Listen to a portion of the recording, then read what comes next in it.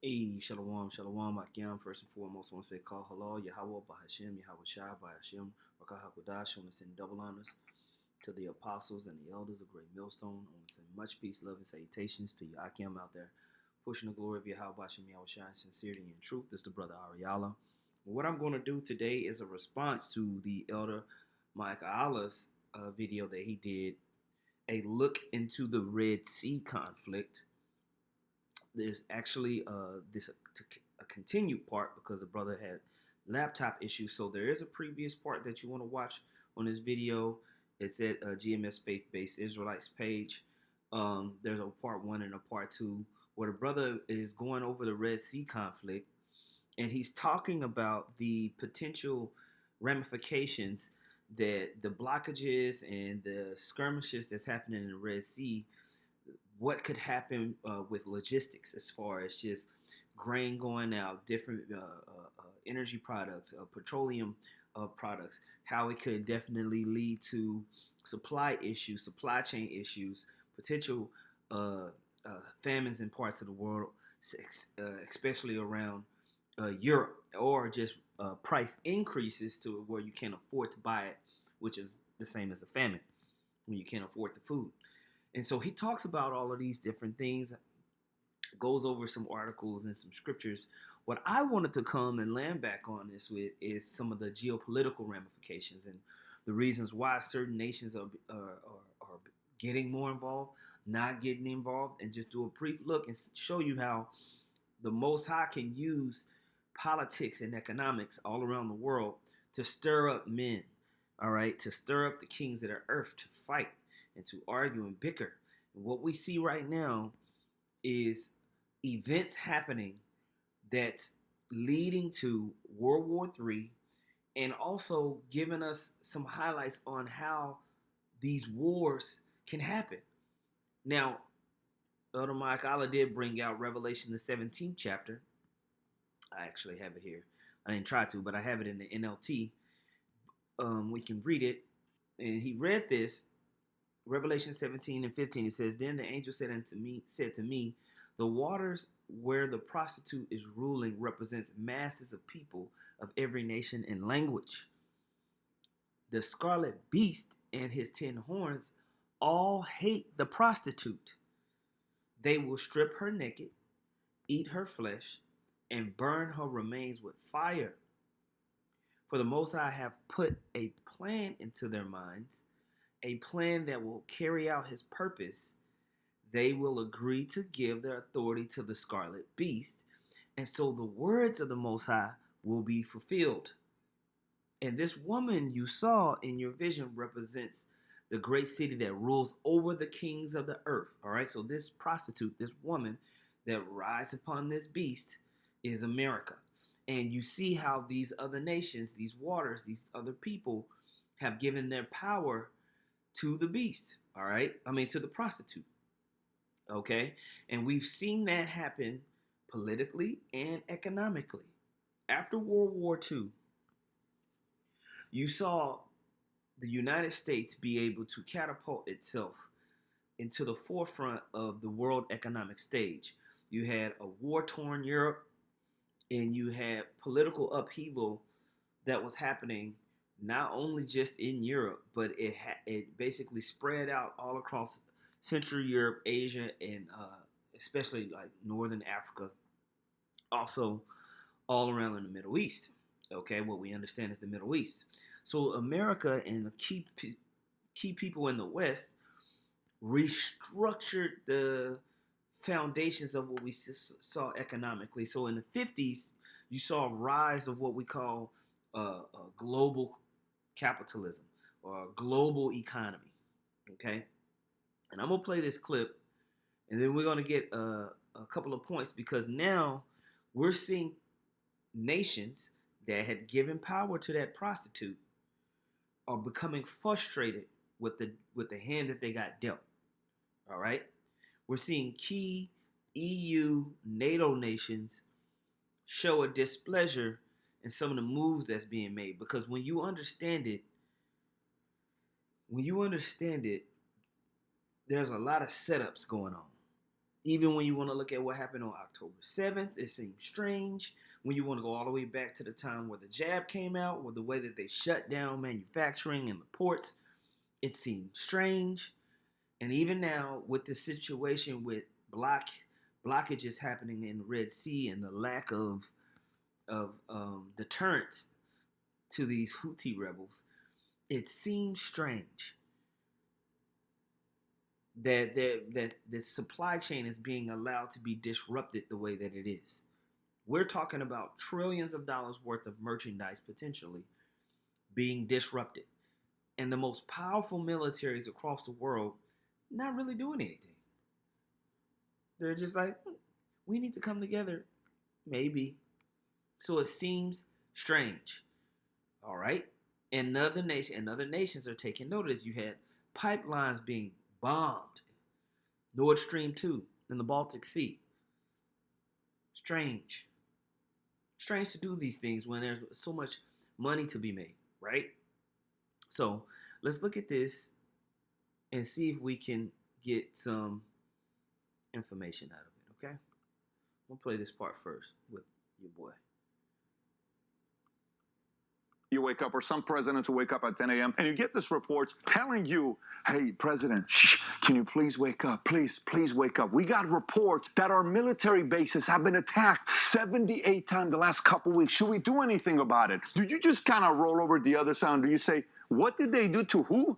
To us 78 times. That can't be real. Let me read it to you. Here's CBS to you. Iran-backed militias in Iraq have claimed responsibility for dozens of attacks that targeted bases housing U.S. troops in Iraq and Syria since Israel declared war on Hamas 2 months ago. The U.S. military says attacks have been carried out against U.S. facilities over the past few weeks, of which 37 were in Iraq and 41 in Syria, and the U.S. has done nothing about it. So if you don't do anything about it, what are they going to say? Keep attacking. They're not responding. They're okay. And then all of a sudden we see video of this organization, Houthis, and they're coming in a helicopter and they get on this ship called the Galaxy Leader, and you're seeing this Houthi militia getting on there with guns, with weapons, and then all of a sudden, boom, they take ownership of this ship, and then they're dancing at the end. Yeah, it's a great idea. Who does this ship own to? It was built in Poland. It's a big ship. Who owns it? It's owned by Ray Shipping. So what's Ray Shipping? It's a company partly owned by Israeli businessman Rami Ungar. Okay, so they're attacking an Israeli-owned company, taking over the ship. Why is it such a big deal? Because we hear about Hamas, we hear about Hezbollah, but Houthis, I mean, we have to now worry about Houthis. Well, Houthis is 5 times the size of Hamas. Just so you know, they're bigger than Hezbollah. They got a pretty good amount of budget. And why are they targeting these ships in the Red Sea? Because that's the way. Now, when you go back and listen to Elder Ma'akala, he mentions Joel, the 3rd chapter, where scriptures talk about let the weak say that I am strong. And you just heard Patrick Ben David explain to you that the Houthi faction itself, 5 times larger than Hamas, has a great budget because they are a proxy of Iran. They are a proxy of the Persians, and they've been allowed. They've grown pretty big. Now, this is a Shiite Muslim group. Saudi Arabia is a Sunni Muslim group. They were at odds, at conflict with one another for some time. But recently, all you bros that know about Saudi Arabia and how much they're starting to kick up, you know, adding all these soccer teams, these key star players, having these top level boxing matches. They're doing a whole bunch because they want to become basically a part of the centerpiece of this new economic age that's getting ready to roll out. And they need peace, or they want peace, right? So to speak. So they've been having peace talks with the Houthi rebels, and actually Saudi Arabia has been working with Iran. They want their money to be rolling right? So this has impacted Saudi Arabia to the point where you see Saudi Arabia doesn't even really mess with the Houthi rebels that are creating all these blockages right on their doorstep. Interesting. I thought Saudi Arabia was more of a Western ally as far as oil, gas, and stuff like that. Doesn't seem like it. These little global economic exchanges, when you spread out and you spread your money across like this, it's just like spreading your military too far. Now your economic energy has been spread all over the place, so people are creating backdoor channels, they're creating alternate agreements, and things are starting to get stirred up. And it's starting to highlight these scriptures that we see, particularly the one that we just read in Revelation the 17th chapter, and then also others, which we'll get to. That goes to Suez Canal. And by the way, 10% of oil in the world goes through there. 12% of all export goes through there. 10% is a lot. 10% is a good amount. It's a healthy portion. Now, you brothers at Tide know 10%. Sometimes that 10% is like, call on y'all watching me all shot. So 10% is a ton. It's a lot. 12% of exports all over the world is ridiculous. 30% of containers, it's $1 trillion of trade that goes through here, and the Houthis have put the fear into everybody else. And you know what they're saying? This is the line of what their leader said. Youssef al-Modani, one of their major generals, said any escalation in Gaza is an escalation in the Red Sea, and any calm in Gaza is considered a calm in the Red Sea. He continues, any country or party that comes between us and Palestine, we will confront it. By the way, their allies, North Korea, Iran, Syria. Their enemies, Saudi Arabia, US, and Israel. You see what's going on over here? Now, having said that, not a lot of people are talking about this, but there's a major consequence because a lot of companies are saying, we're just not going through this here. You see how he said their enemies is Saudi Arabia? Because you can be political enemies, but still make economic pacts. And I always like to make that point. At the end of the day, if the money's right, we cool. But if you mess up my money, then we got a problem, right? And for Saudi Arabia, it's a different thing right now. Saudi Arabia is looking for the bag, and the bag is not really with the West, not America anyway. All right. We're going to talk about all of that. All right. So he says that, I want to get this part right here. I'm going to play this clip. Brings us to the second problem, the participation. It's called now, you have this coalition being formulated to basically say, hey, we need to come together and protect these waters. We need to be able to strike down these drones. We need to be able to stop these guys from, taking over these ships. Hey, let's all come together and stop this. Well, the United States is meeting resistance from their supposed allies. Okay? It hasn't just been, okay, yeah, let's do this together. There's resistance. Now, Saudi Arabia, you just saw that Patrick Ben David said that Saudi Arabia was an ally with the United States and the state of Israel. Well, let's see what Saudi Arabia did here. This video is titled, Why Saudi Arabia Ditched the Red Sea Coalition.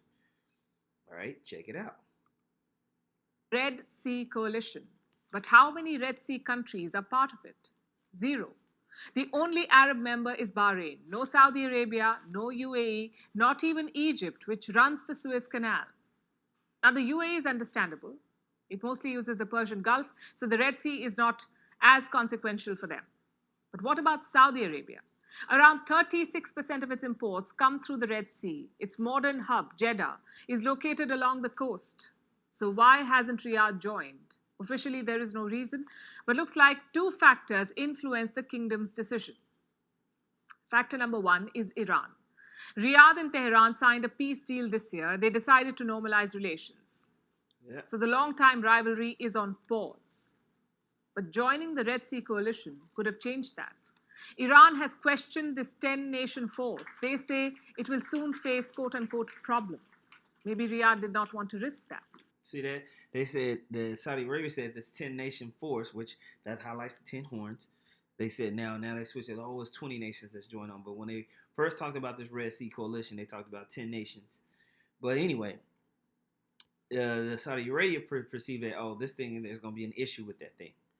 Now, we saw in the previous clip that the Houthi rebels were hitting Israel-backed or Israel state-owned ships.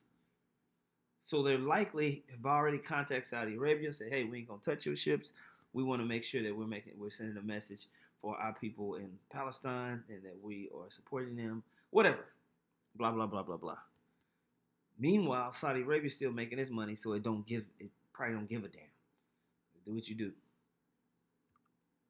Factor number 2 is the Houthis themselves. They're fighting a civil war in Yemen. On the opposite side is a Saudi-backed government. Crown Prince Mohammed bin Salman started this war, but looks like he's had enough. He's looking for an exit. In September, Riyadh hosted a Houthi delegation. It said the talks were positive. So there is hope of a clean withdrawal. But if MBS joins the coalition, maybe not. The Houthis have already attacked Saudi cities. They won't hesitate to do it again. So that explains Saudi Arabia's reluctance. They have their own priorities, like economic diversification, building futuristic cities, or even preparing for the FIFA World Cup in 2034. And for that, MBS needs peace. Yeah, so they're trying to become the new West over there in the Middle East, so to speak. Right? So they need people to believe that this is a peaceful area, a place that you can come, a place that you can come and build. It's a tough balance because he cannot walk away from the US alliance or the Red Sea. Maybe that's why Bahrain joined. You see, Bahrain is a tiny country in the Gulf. Its population is just 1.4 million. It's often called a Saudi client state, meaning Bahrain does what Riyadh wants it to. In this case, join the Red Sea coalition. But will it be enough to deter the Houthis? The markets don't think so. Oil prices rose 2% on Wednesday. They've reached $80 per barrel. Now, to put that in context, last week oil prices were just $73. So clearly there is fear. Even China is spooked. Now, so when you see oil prices raised, does that make more money for Saudi Arabia or less? It makes more money. Now, they're going to have to completely switch around the way that they move their logistics. Now, Mike Algo went in heavily to that, but basically, to understand it in real brief, if you switch from being able to get something done in a week and add an extra 2 weeks on top of it, that change for something that's $1 trillion train of cargo is tremendous. We're talking about, we have same day shipping all across the world, and it's so in tune with how you make chips, how you make cars, how you make these plastic bags, whatever you building. It's so fine tuned. It's down to the hour. So how about you completely rearrange things and change things around for 2 weeks in troublesome waters around the coast of Africa? You're throwing off the supply chain potentially by months and months and months in that region. So you could have meat markets in Greece and Europe go crazy. You could have energy prices in Europe and in certain areas there in Central Europe be insane. We don't know because you got sanctions that have happened to Russia, so you don't have access to that energy or that market really is compressed. And now your ability to transport your merchants are being stressed out here. This is going to create all types of economic, situations around the world. Will it affect America very much?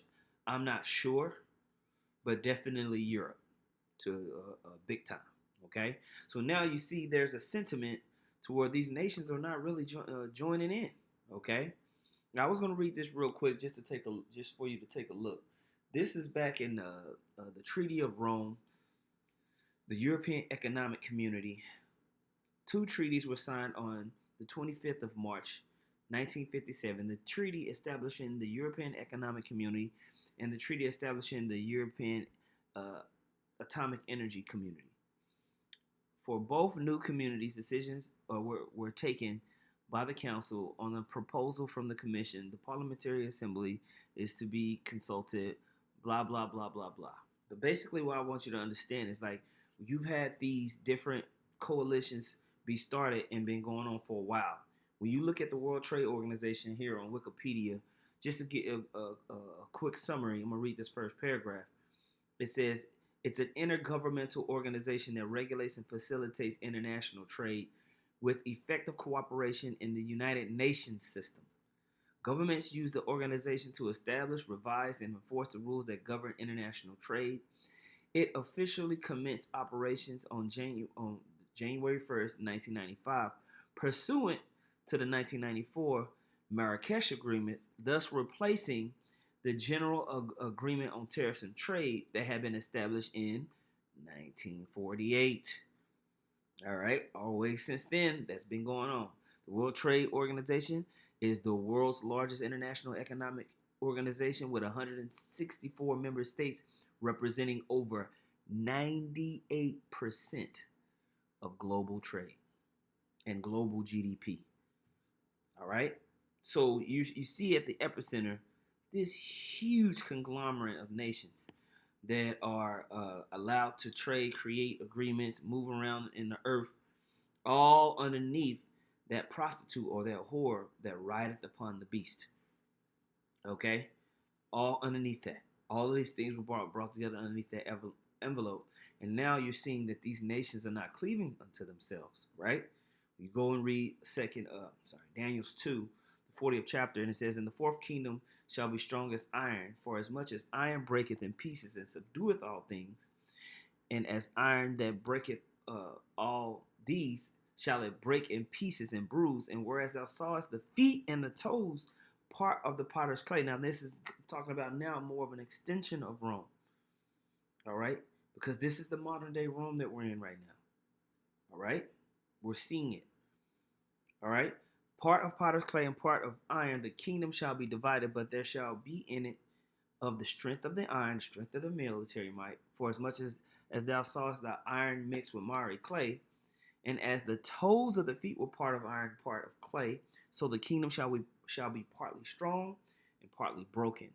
And whereas thou sawest iron mixed with miry clay, they shall mingle themselves with the seed of men, but they shall not cleave one to another, even as iron is not mixed with clay. So when you want to look at these international intergovernmental agreements, this is kind of like that miry clay being mixed and mingled with the peoples of the world. When you go back and read in Revelation, the 17th chapter, all of those who had given power to the beast for a little piece of time, given power to the whore that rideth upon the beast for that time, now we're starting to see that them bring up a parable like when we read in the book of Habakkuk, the 2nd chapter.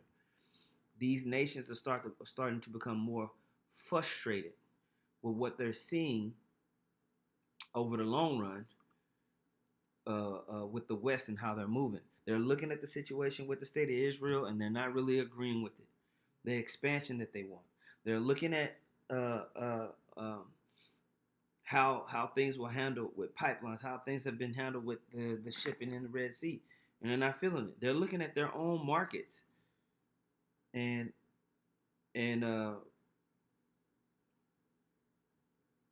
realizing that they're not able to do what they need to do. So you're starting to see these other nations get angry. Salaki, I just got a text message that distracted me. I want to read this article right here. This is from gcaptain.com. It says Spain, Italy, France decline U.S. command of Red Sea operation. Right? Prosperity Guardian.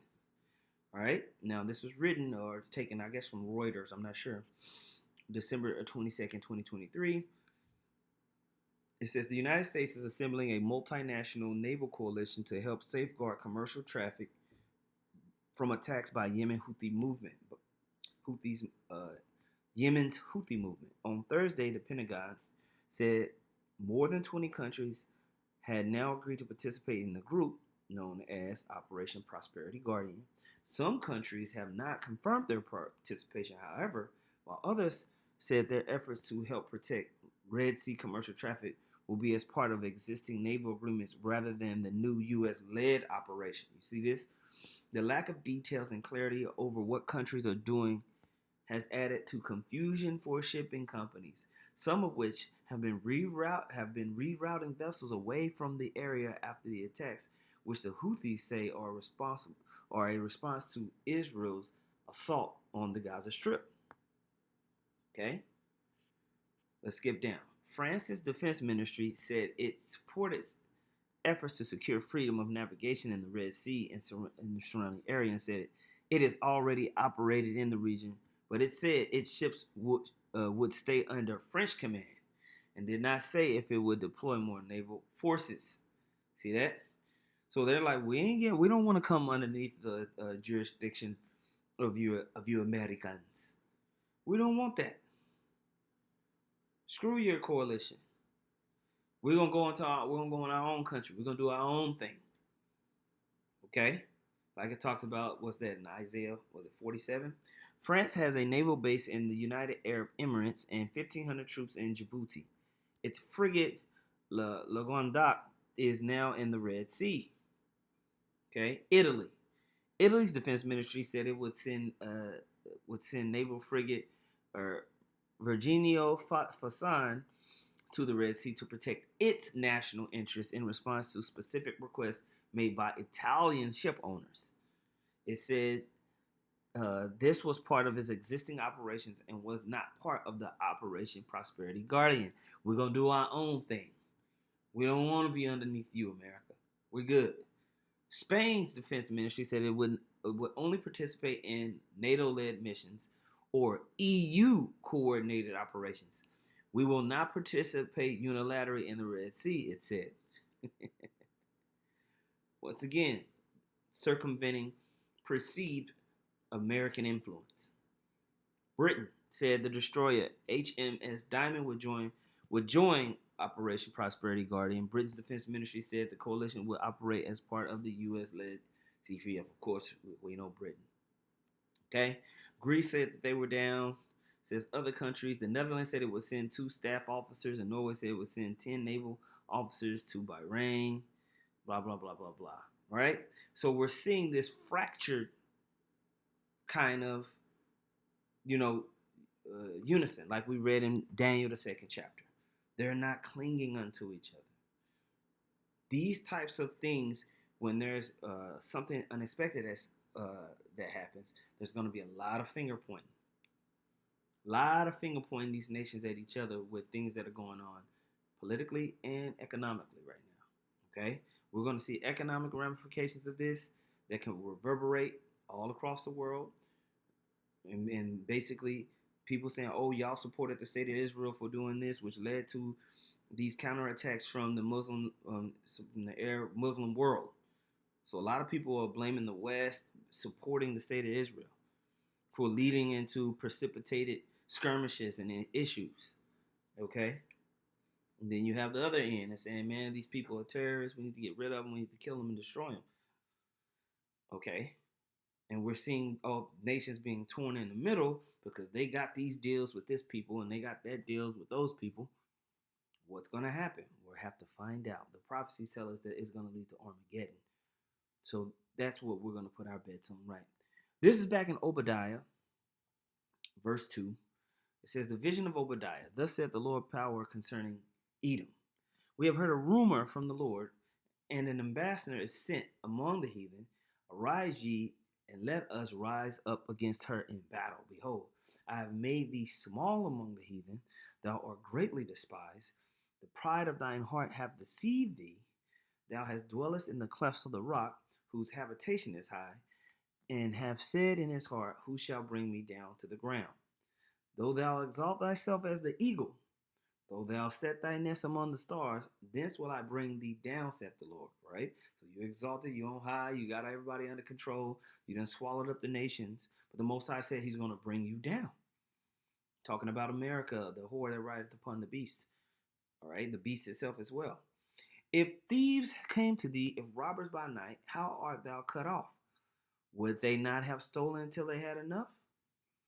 If grape gatherers came to thee, would they not leave some grapes? So the Most High is making an Algo saying, I'm going to utterly destroy you. You're not going to have nothing left. How are things of Esau searched out? How are his hidden things sought up? All the men of thy confederacy have brought thee even to the border. The men that were at peace with thee have deceived thee and prevailed against thee. They that eat thy bread have led a wound under thee. There is none understanding in him. All right, so Esau's not going to really understand how everything just falls apart all of a sudden, because all those people who have taken power with you are going to renege on that confederacy. They're going to renege on that coalition. All these international institutions, from world trade to military powers like NATO, and then other political agreements like the EU bloc, are going to dissolve in the midst of Armageddon, because everybody's going to clamor to their own nation. Everybody's going to clamor to do to handle their own national interest. But now everybody's got laser beams and missiles. Now everybody's got these weapons that literally can destroy the earth. And that's exactly what's going to happen. All right? That's exactly what's going to happen. This is how the Most High can create massive biblical destruction. And we're seeing big parts of it come together, man. We're seeing the Arabs rise up and take advantage of military pacts, economic pacts that were made back in the 50s, 60s, 70s, 80s. Now these things are starting to bubble back up because the scripture says that he was going to war with everybody around him, man. Even himself, the Ishmaelites was just going to fight. So we're seeing all of those things be stirred up. All of those things being stirred up. Okay. 2nd Ezra 15:29. Behold, a horrible vision and the appearance thereof from the east, where the nations of the dragons of Arabia shall come out with many chariots, and a multitude of them shall be carried as the wind upon the earth, and all they which hear them may fear and tremble. Also the Carmenians, we always explain, the Iranians, raging in wrath, shall go forth as wild boars of the wood, and with great power shall they come and join battle with them, and shall waste a portion of the land of the Syrians. We're going to see all these battles and skirmishes really start to pick up, okay? Really start to pick up and start and turn into something, okay? Now, I had this one article. I don't know if I want to use it, but it's a good map.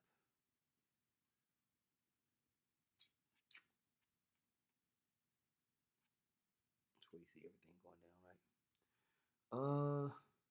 Let's see. But Israel strategic part of the claim.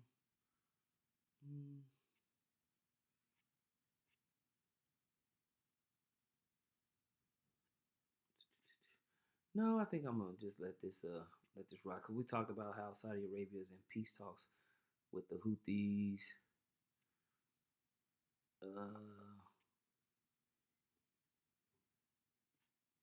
Bad image on the Arab world.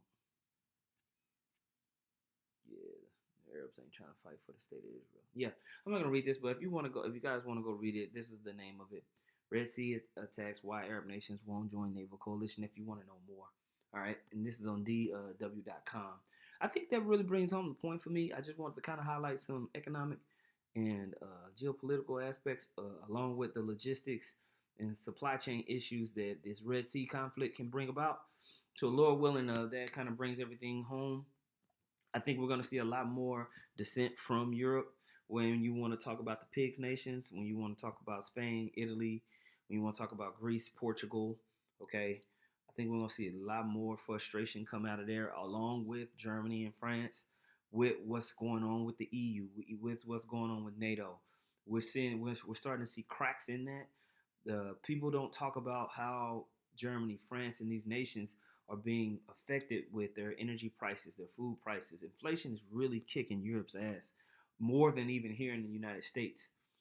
Okay, and so we're starting to see more dissent, and politically, you're starting to see that the leaders of these so-called leaders, these presidents of these European nations, are having to make a stand that doesn't suggest that they're a U.S. puppet.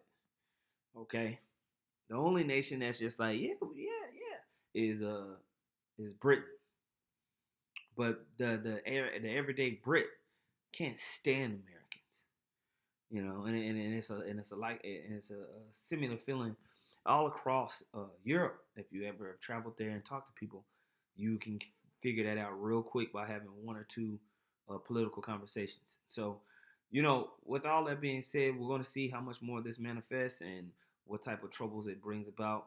Lord willing, it brings us closer to the coming of the Lord. Hey, with that being said, I'm saying, Call Halal Yahweh by Hashem Yahweh Shai by Hashem Rakah Kodash. Double honors once again to the apostles and elders of Great Millstone.